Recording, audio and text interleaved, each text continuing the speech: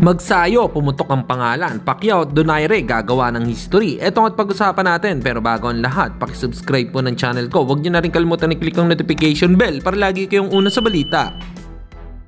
Pag-usapan nga po natin mga kaboxing ang mga darating na laban. Jake Paul ni-reveal ang mga listahan kung sino ang gusto nitong makalaban sa susunod. Ito ay si Tommy Fury, Daniel Dubois, Conor McGregor, Floyd Mayweather Jr. at si Gervonta Tank Davis. Palagay nyo mga bossing, sino kaya sa 5 na iyan ang magandang makalaban next ni YouTube star Jake Paul? Comment lang kayo sa ibaba.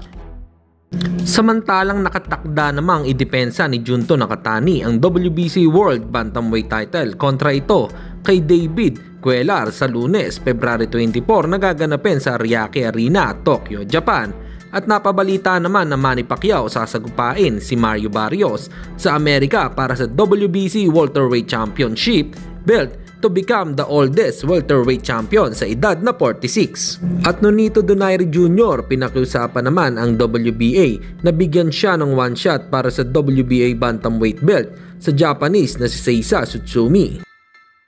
At sa kabilang balita naman tayo mga kaboxing, dahil nga sa binalita na posibleng makalaban ni Mark Magnifico Magsayo itong si Gervonta Tank Davis, ay tila ganadong mag-ensayo ang ating pambato. At hindi lang yan, dahil sa paglabas ng balitang yan ay pumutok bigla ang pangalan ni Magsayo.